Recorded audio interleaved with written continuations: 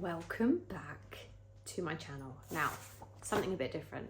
I have got a list of a lot of the seedlings that I have been growing since the autumn. It's May, it's going to be planting out time, and I'm going to show you how all the seedlings are doing and discuss where they're going to be planted, the successes, the failures, because that does happen. Not everything works out, and my God, have I had some failures this year.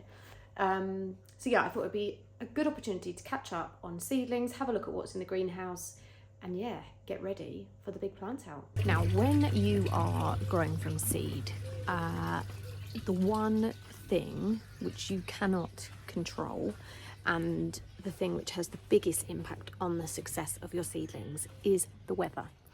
Now, I have autumn sown seedlings for a couple of years, I've winter sown for a couple of years, and definitely, without a doubt, this year has been the worst year for my seedlings. So yeah, by far, worst year for seedlings. Teeny tiny, we have not had enough sun, such a wet winter, and when you are gardening in a greenhouse like that, it's got holes, it's got draft, the cover doesn't fit properly. Like, it's great, it allows me to grow loads of stuff, but it is not as good as a proper greenhouse, and definitely my seedlings suffered. So, you know, it is what it is. Obviously, I've still got loads of plants, which is amazing. It's just things don't always work out as you expect, but it is what it is, and you can only do your best. So let's have a look at the seedlings. So this is my list. So let's start with autumn sown. So we've got Larkspur, Gypsophilia, Scabious, Cornflower, more Larkspur, Malva, Lavatera, Orlaya, Nigella, and Snaps. So Larkspur, I've got some of those over here, and I have got them at all different sizes because I actually sowed them every month all through the winter. So I did the first sowing in October, and then I just kept sowing. So I have got loads and loads. These are all hardened off and are ready to go out. It doesn't matter if yours are big or if they are small, you still need to get them hardened off, and as long as your slug situation is under control, they should be fine. So yeah, all of mine are hardened off. Now, Larkspur, I made the mistake last year of planting them too close together. So I would say you want your spacing to be about 30 centimetres because you won't believe how big they do get.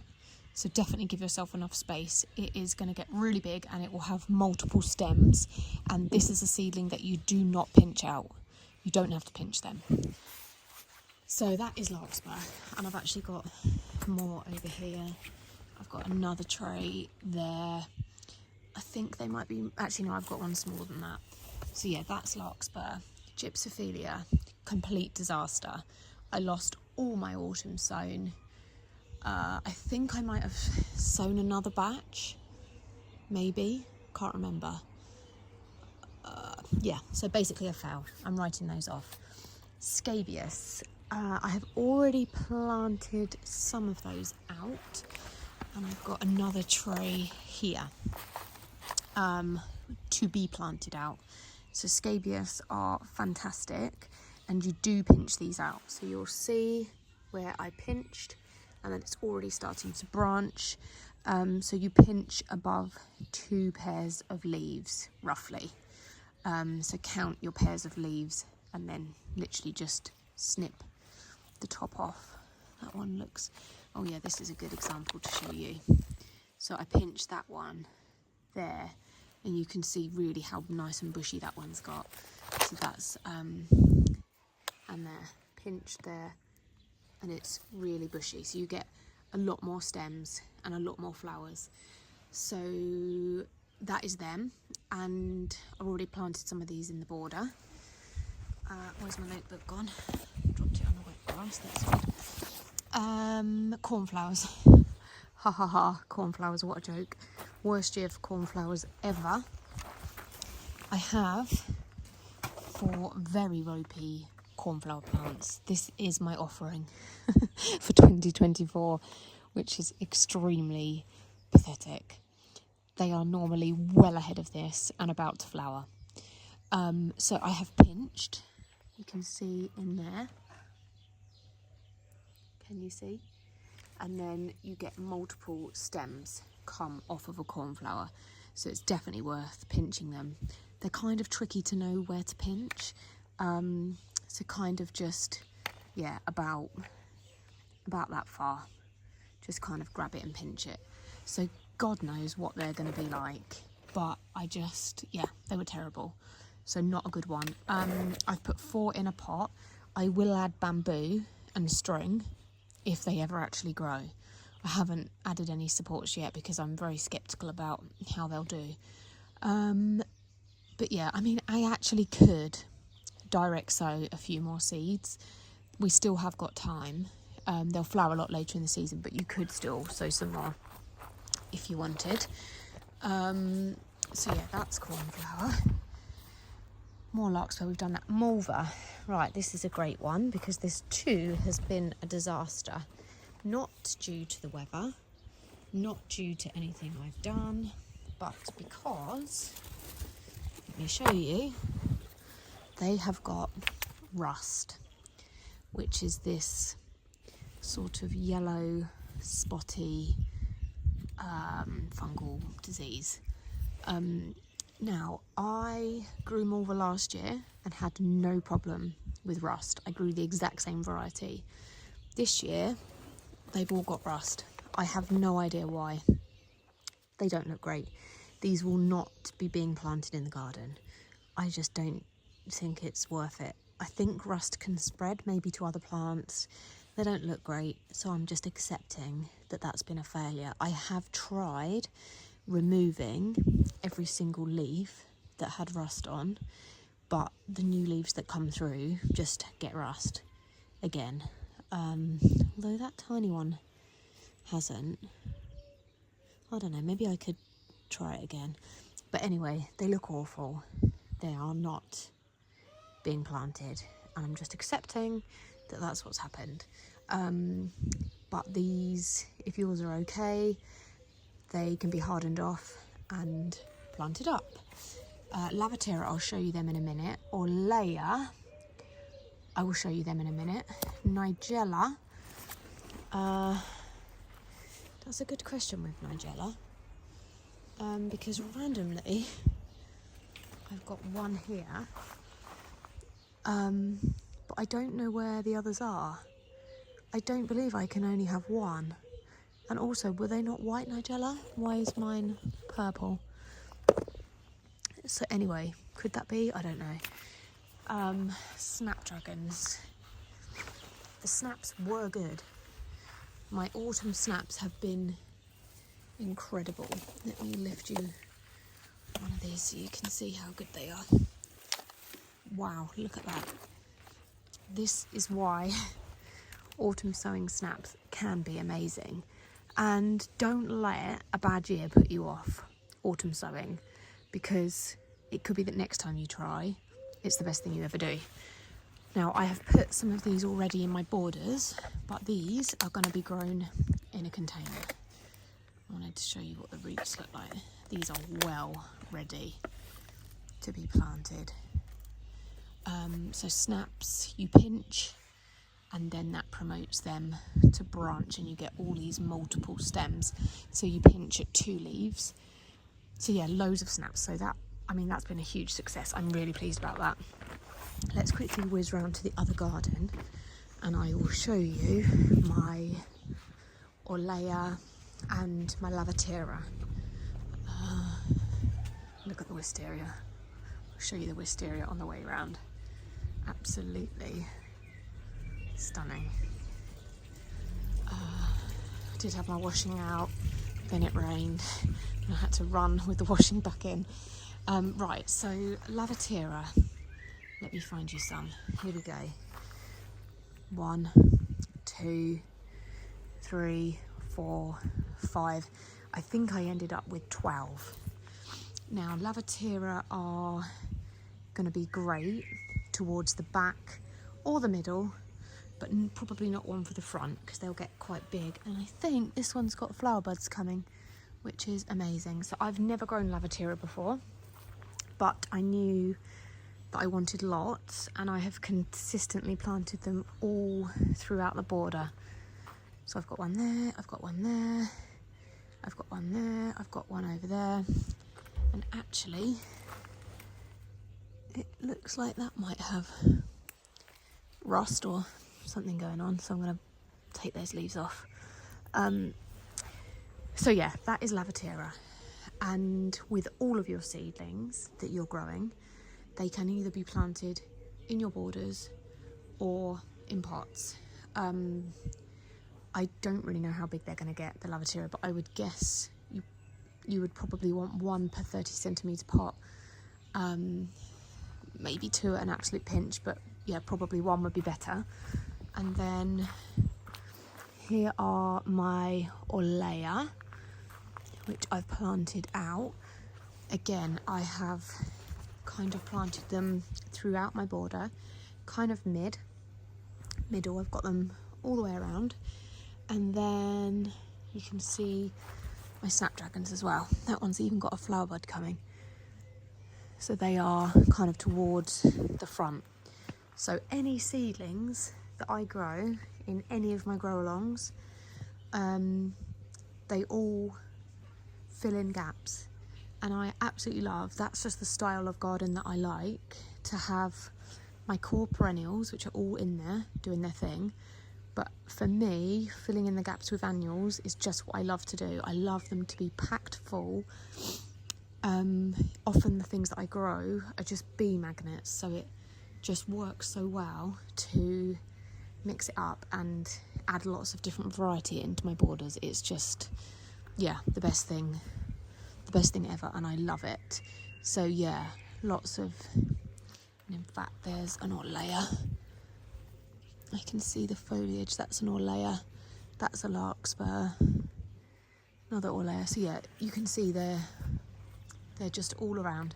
Just looking at that foxglove, wondering why it's got curled up leaves. That is telling me that it is not happy, but I don't know why. Give that a little Google later, I think. I've not ever had a foxglove with such curly leaves like that. Right, so that is all the autumn sown.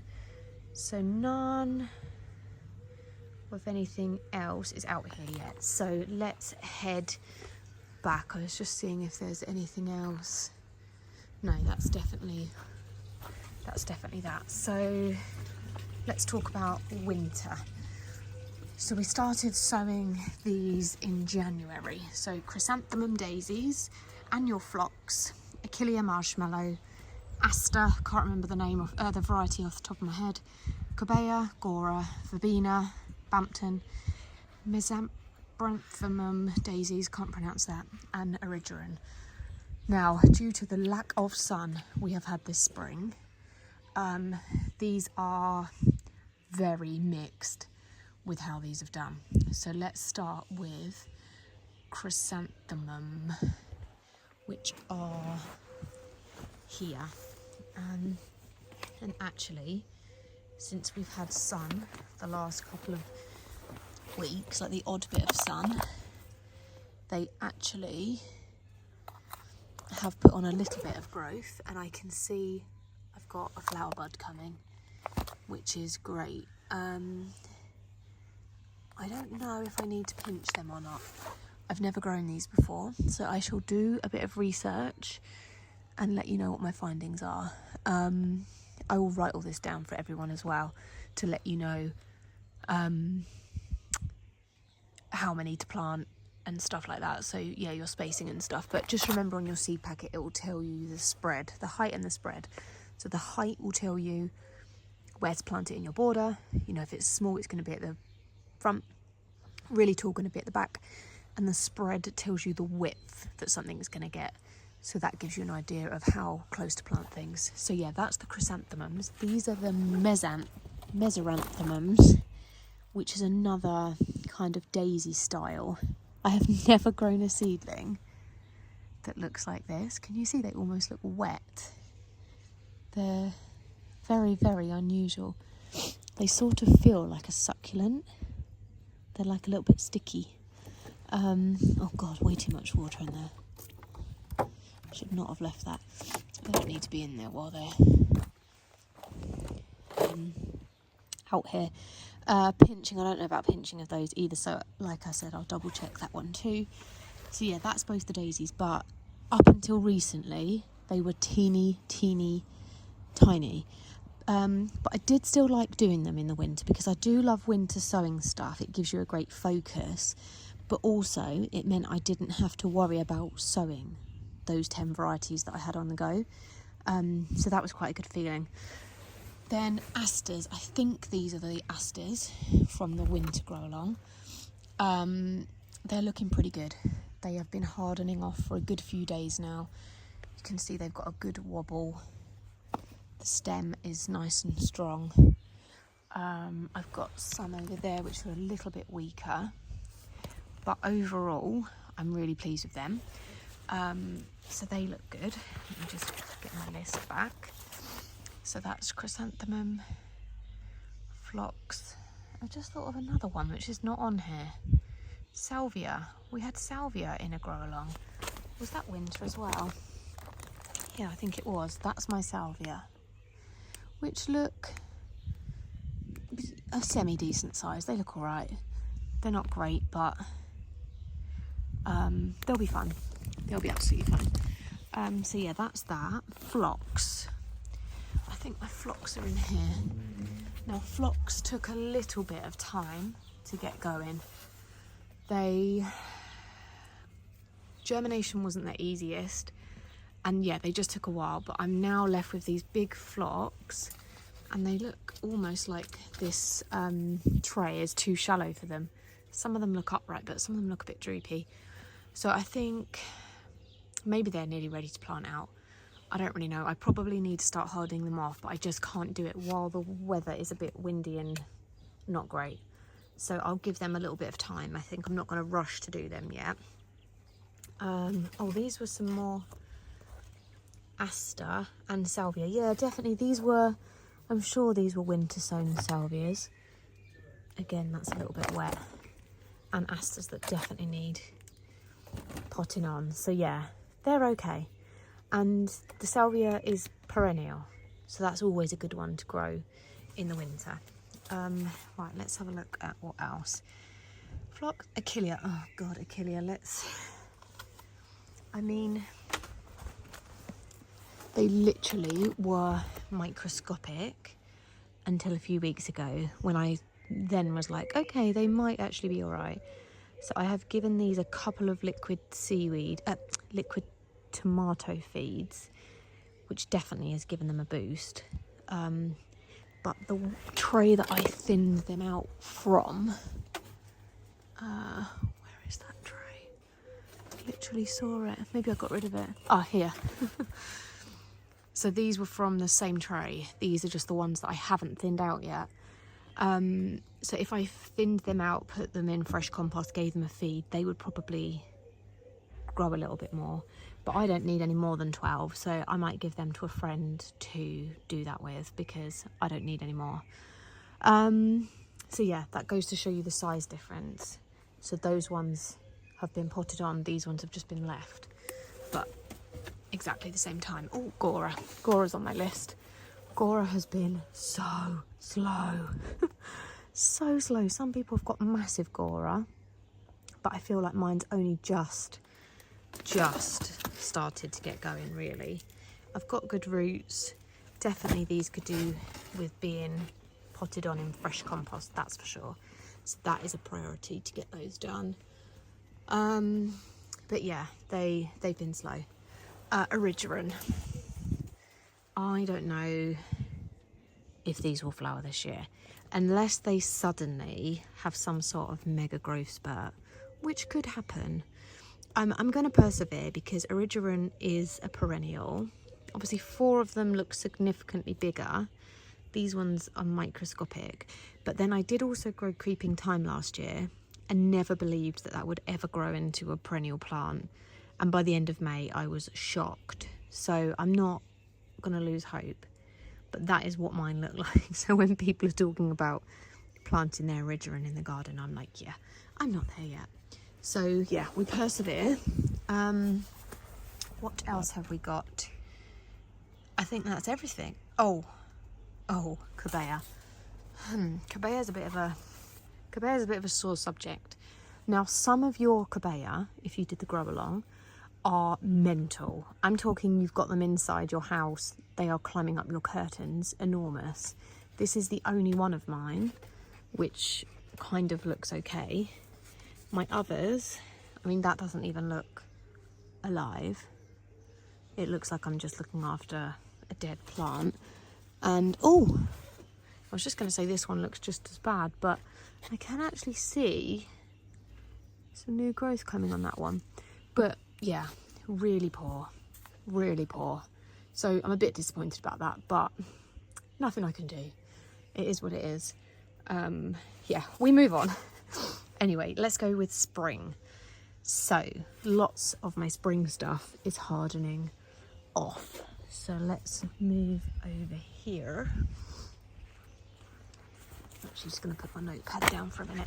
So corncockles. This is my corncockles. Oh dear God. Which are desperate to be planted out.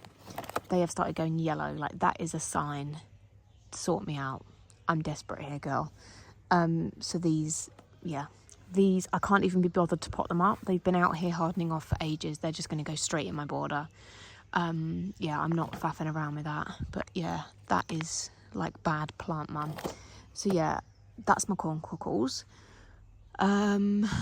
This is my Osteospermum, which again look really good. They have been out here hardening off for over a week, and I can see that they are absolutely fine. They're strong. They've got crazy roots. They are ready to be planted out. I love to have them in my border, but I've got lots, so I'm also going to have some in the container garden. Cosmos. These are some of my cosmos, which need potting on because there's not enough compost in here to hold them up. Now these, have I pinched this one? Cosmos gets pinched at the point that they have 2 pairs of true leaves. So 1, 2, and then you pinch off the stem, which I will do with you now. You can see it's actually got a flower bud. It doesn't matter that you're getting rid of a flower bud because you're going to have a better plant for doing so. So literally, you're pinching that growing tip away. And that's fine. You need to do it because it will promote the branching and more flowers. So yeah, you definitely want to do that. So let's just, what I try and do is pinch the whole tray together at the same time. I think I've done that one already, just so then you know it's been done, even though that one's really fiddly. Let's get in there. Yeah, that's done. So I know that they are, did I actually get the whole, can't see.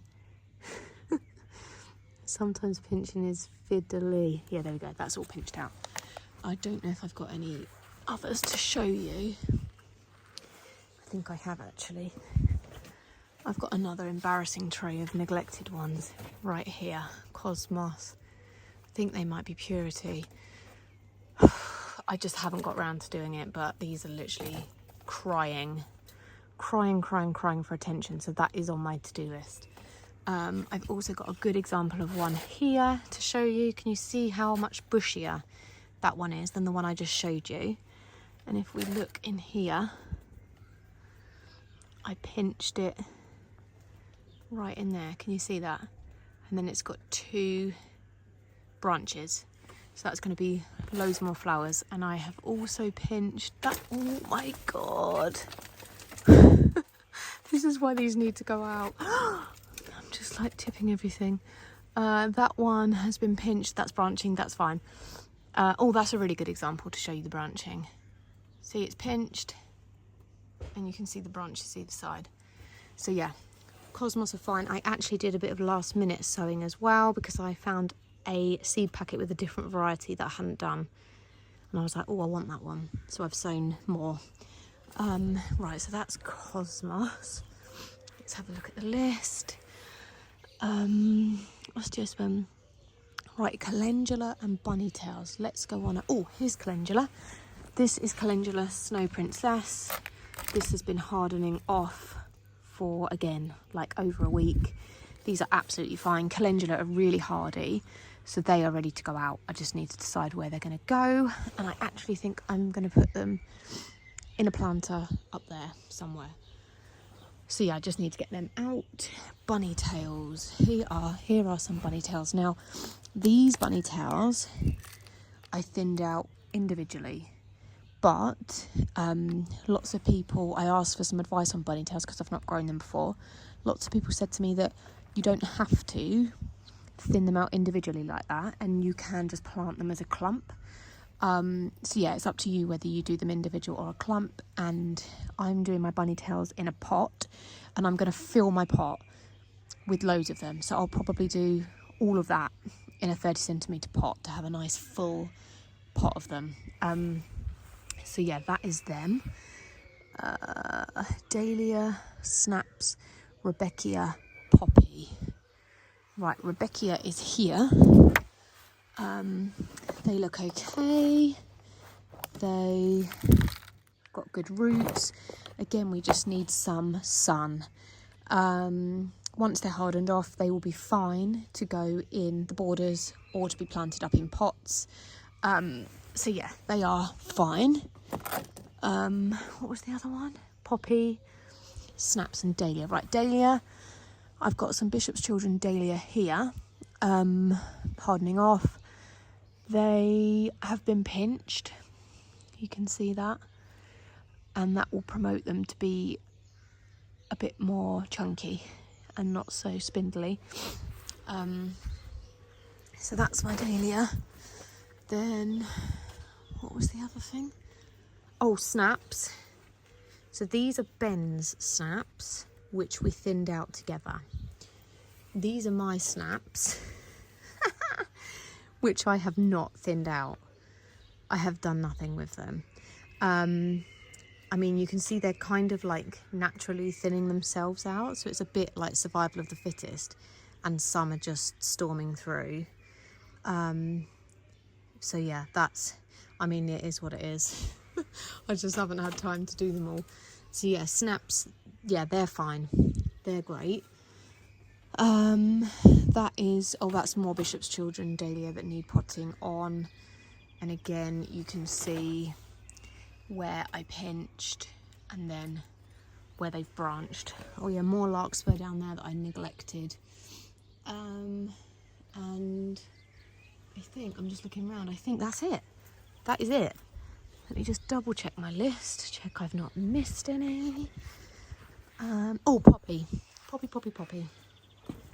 So mine are totally neglected. Now, I experimented and did mine in little coir pellets. Poppies are always best direct sown, and now is the time to do it. You literally just want to sprinkle them into your borders or the surface of some compost in a pot.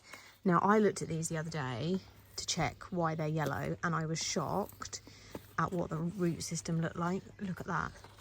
It is solid roots. I had no intention of being so neglectful.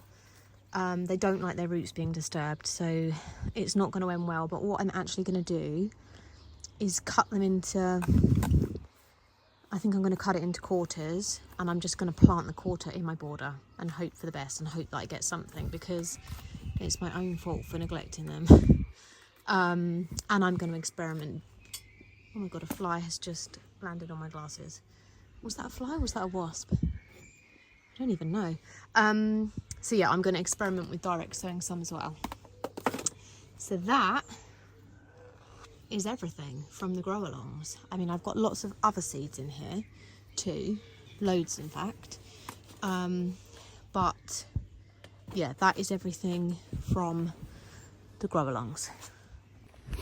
Now what I will do is write a little list, and I will put it on the grow along course, I think.